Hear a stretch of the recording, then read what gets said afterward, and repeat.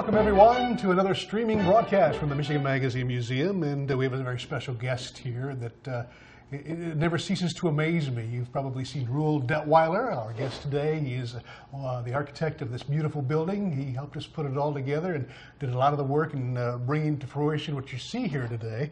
But he's also the Monster Cookie Man. You still doing the Monster Cookies? Still do it. Some of them. It's delicious. If you've been to the museum to any of our special events, Reuel has been there in the kitchen cooking. And he's also heavily involved, or he was at the very beginning, probably still, in the World Relief Sale in the Fairview area down at the county fairgrounds. And that's an amazing thing that you've got to stop by and see. And you've been doing that for how many years? It's been down there, what, how many years, Reuel? Oh, I forget what the last one was. It's up over 20. Probably getting close to 30. Yeah. And also, gosh, what else have you done that we should mention here? I mean, you're a board member of the Michigan Magazine Museum here, and you've got your hands in a lot of things, but we didn't realize that you are into, is it Intarsia or Intarsia? How do you pronounce it? Intarsia. And that's what this is. What do you mean by Intarsia? Beautiful woodwork with a unique three-dimensional aspect to it. What is this all about? Right. Intarsia is a kind of an art of a wood art, but the color is all comes from the different species of wood. I see.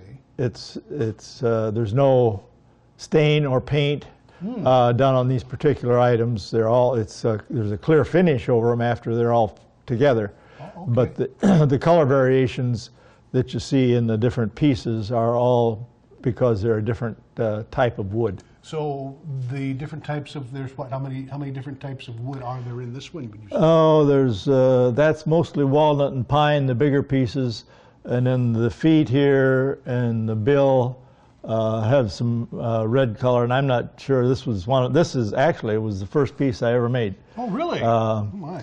My brother-in-law worked in Alaska at the park up there, and this is a puffin bird, and they're from Alaska, and so I saw that pattern and I said, oh, I got to make that for him. So these are all then different pieces. It kind of reminds me of a jigsaw almost. I mean, it's quite a lot like a puzzle, yeah. What do you do with a bandsaw, or what kind of a saw? With a scroll saw. Oh, okay. Okay, that's where the smooth edges come into and then there's a lot of sanding and fitting as you put the pieces together. And it's all put together with a kind of a plywood background. Basically, the piece is put together and glued. The pieces are glued together first, and then you cut out a pattern, lay it on a piece of thin plywood, and then fit it to that and glue it on there just to give it some extra strength. Wow, this is your first piece, eh? That was my first piece. How long ago did you start this? Well, I don't remember for sure. Was it this one? This was in 06. Okay. That one was before that. This was for another brother-in-law there. So it's probably 6 or 7 years. 05 or 06. Yeah, that's amazing. And let's take a look at this one here. This is, where does this redwood come from? That's red cedar. Oh, okay. Oh, that's beautiful. That's the last piece I made. That just got finished this week. Okay. So. And wow. And these are pretty much patterns that you can purchase or buy, or somebody else has done. Yeah. But you can go off into a tangent if you'd like to, and do your own creative thing if you'd want. Right. But my goodness, now how in the world? These are all done by scrolls or scroll saws? Right. Yeah. Wow. These here, this bird, the dove, is basically all made out of one kind of wood, all one piece. And so they're a little bit easier to fit if you do that. But when you get into some of these other pieces that have different woods to get your different colors, then it's a little more difficult to fit them apart, because if you saw down through these with a real fine scroll saw, then they're basically going to fit back together again. I'll tell you what, we're going to get up and grab that camera and get a little closer look at that. But before we go any further, we'd like to remind everyone that you're watching a live stream from the Michigan Magazine Museum. Our guest is Reuel Detweiler, and we'd like to remind you of our big paver drive going on to become a part of the Michigan Magazine Museum. We bring you these streamings courtesy of all the people who support our magazine and our museum. It's dedicated to the people of the state of Michigan and the wonderful God-given talents that they have in the state. And that's what we're here at. We got a big spotlight on them. Today's spotlight is Reuel Detweiler. And Reuel, I'm going to get up and walk over and grab that camera, and we're going to get some closer looks at these, and we can walk over there too, and we can check out what we've got on that side of the table too, and find out a little bit more about Intarsia. Intarsia. Okay. This one here, actually, people kind of like it, and I've started doing it now, putting a list of the woods on the back. This one here has approximately 90 pieces, and actually there's 11 because I forgot one kind, the stems of these flowers, and the stem that the dove is carrying is aspen. Oh, okay. Then there's a yellow heart just there, and ebony for the eye. This is cedar, spruce, oak, pine, walnut, and this one here, I gather up a lot of woods from different people and don't know what they all are. And so this is an unknown. Oh, okay, okay. But you don't realize that there's so many colors and different types of wood. I didn't realize Right, that. there, yeah, especially some of the wood that you get from foreign countries just has a lot of color in. Okay, let's take a look at. You can walk right around that side if you'd like, Reuel, and we'll check these out. What have we got here? Which one are you looking at? Let's talk on the one on the pedestal here? there. Yeah. This is one that is basically the only one I've ever done without any pattern, any boughten pattern.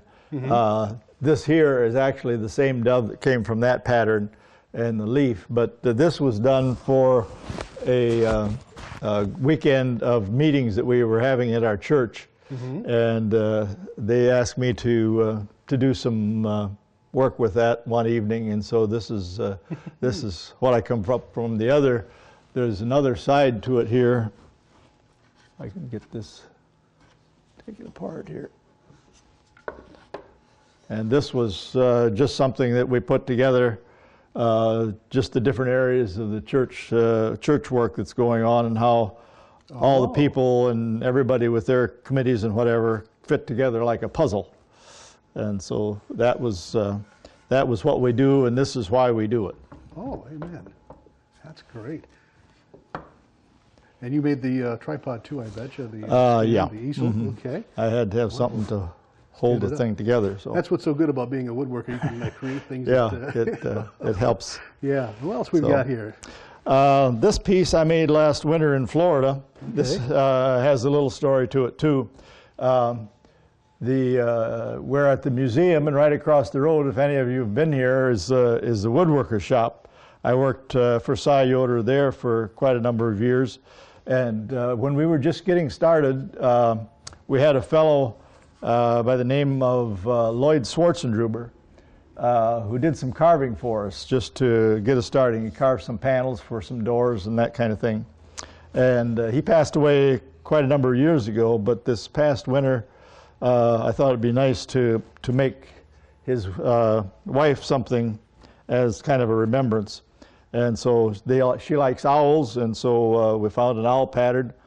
The pattern only had 2 owls in the nest, but she had 3 children, so I figured I'd better have 3 owls, baby owls. And she had a birthday this spring, and so this is what I wrote on the back: "Happy birthday, Helen. Another little bird told me you like owls. Hope you like these. Thought of Lloyd while working on these and the carving he did for the woodworker shop when we were just starting up. Thanks for all the things the 2 of you do for the church and the community over the years, and for the 3 little owls you raised that are busy serving their creator in various areas of his forest." Oh, look at that. That's really nice. That's great. And she allowed you to borrow that today. Yeah, she let me, said, as long as you promise to bring it back. Okay. I thought you were going to donate to that to the museum. No. Okay, we got I'll have to do that, though. I'll have to make you one. What would you like? Oh, yeah. This is for another brother-in-law. After I made my first brother-in-law something, I thought I better make the other one something. So that's the one I made for him. That's a this trout? This is a trout, yeah. Okay.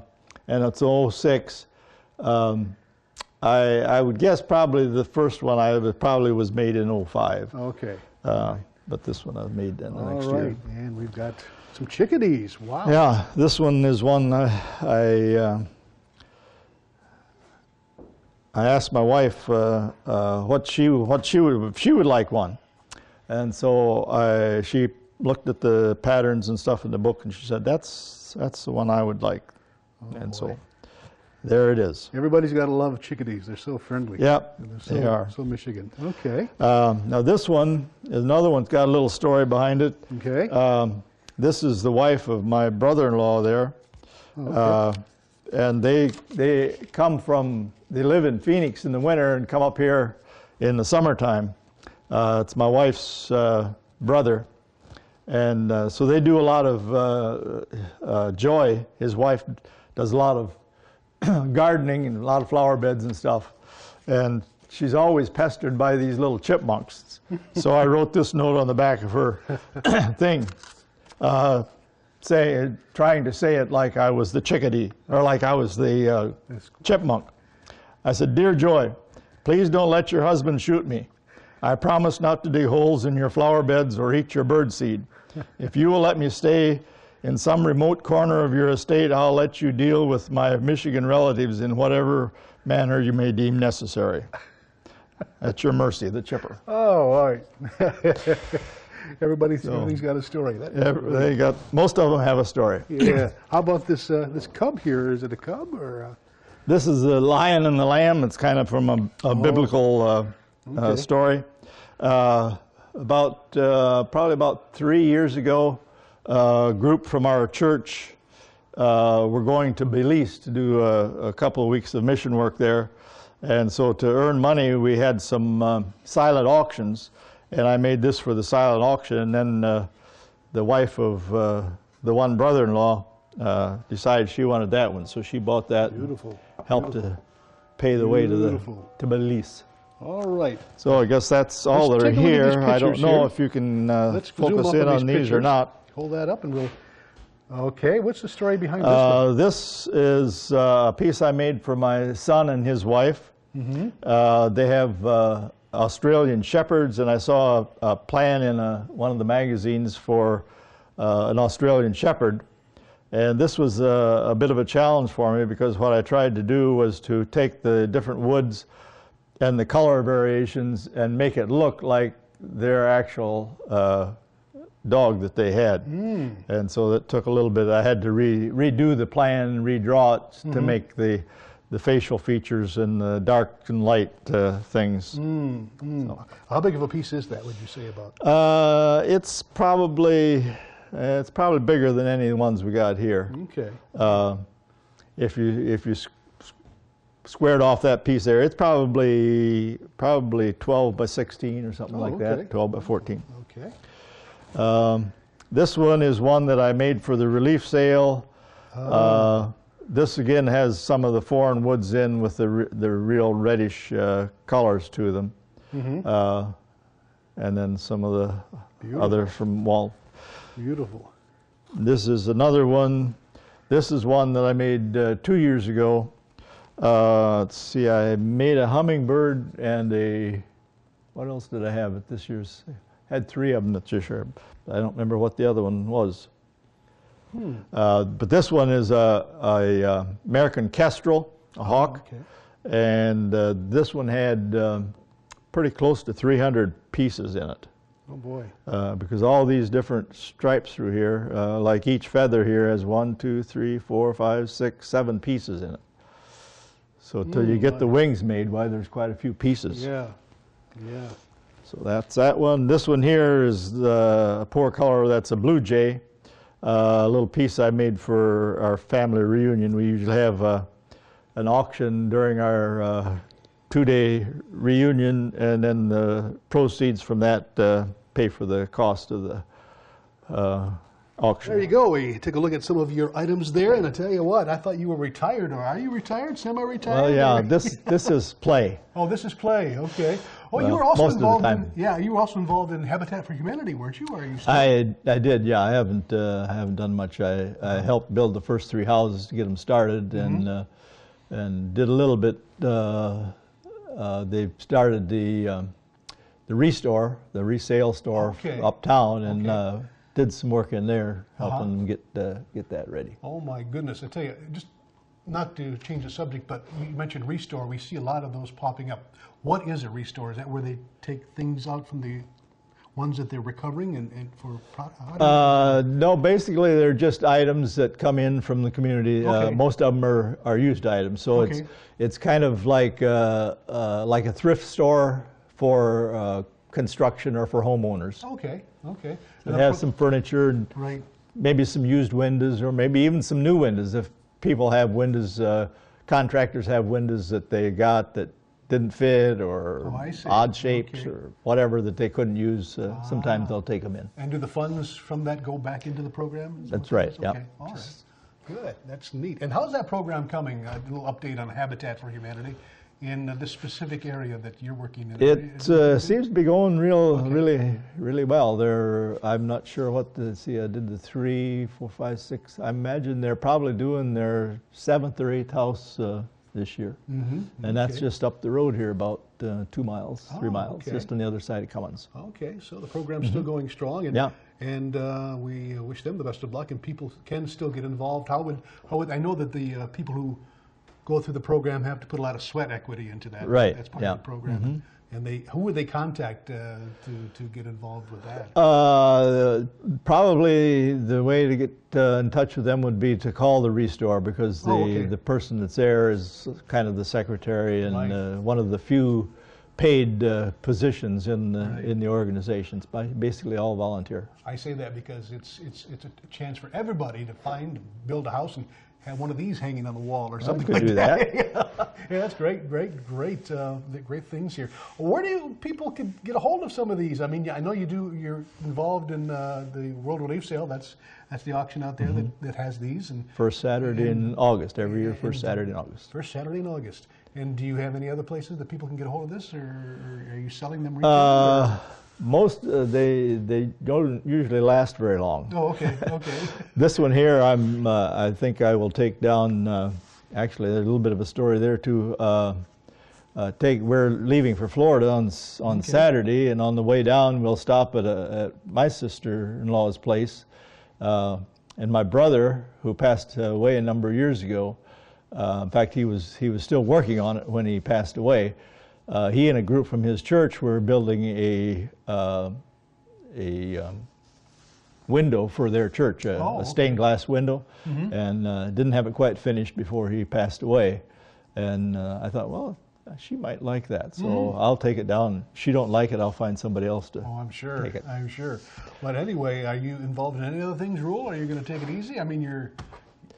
Well, this is taking it easy. It's a blessing to be retired and healthy and able to do things and help people, and that's what we're here for, I think. And so that's right. That's right. I worked with wood for most of my life, and I still enjoy working with it. Yes, and this is a little bit, bit smaller scale, and it works really well with my setup in Florida. I have a little shop set up there in my carport. We live in a park, and so we can't have a lot of big projects going, but this works well. Boy, seems like you're busier now than you were when you were... Yeah, that's... I always heard retired people say, I don't know how I had enough time to work, and now I'm believing maybe they knew what they was talking about. Always busy. You never can get in trouble if you're always busy and keeping your priorities straight. I remember doing some filming out here as you were constructing the amphitheater we got out here on stage, and also the platform, the foundation for the Indian head out here. Yeah. Oh my, a lot of other things, and we appreciate that. Well, Reuel, we wish you the best of luck heading to Florida, and hope to see you back here at the museum come springtime sometime, and we'll stay in touch. And do you have cottages for rent? Yes, we do. We do. We have 2 cottages on a little lake, just about 3 miles from the museum. So if you're looking for a weekend in the spring or fall, summers are pretty well full. You have to get in early there. But spring and fall, we generally have weekends and time. Yeah. So if you want to come pay a visit to the what is that? To the museum, why? Give us a call, and I guess Barry will have our website for the cabins. We'll put it up right in front here and let everybody know. And you've been doing that for many years. I mean, we've been out there. We've filmed there too. I mean, did that? Yeah. Oh my goodness. A lot of history here. That's right. And there's more history to come. We're just getting our second wind at the museum, and it looks like you're getting your second wind here. Well, we keep trying. Yeah. Thanks, Reuel, for appearing on Michigan Magazine, live from the museum. And we'd also like to remind everybody of our paver drive going on. You can help support what we do here at the museum by going to the MichiganMagazine.com site, and you'll find a link from our journal page right to our application, or you can call us at 989-272-5606. That's all the time we've got. Thanks, Reuel, for dropping by again. Thank you very much, Barry. He's here almost all the time sometimes, cooking in the kitchen or out doing something. Thanks, Reuel. Might mention, too, that they're talking about doing a little woodworker show next summer some weekend. So, so stay tuned. We're going to have all the great things coming here live, and you can catch it here on Michigan Magazine TV now on Ustream and other places perhaps, too. So take care. Thanks again for watching.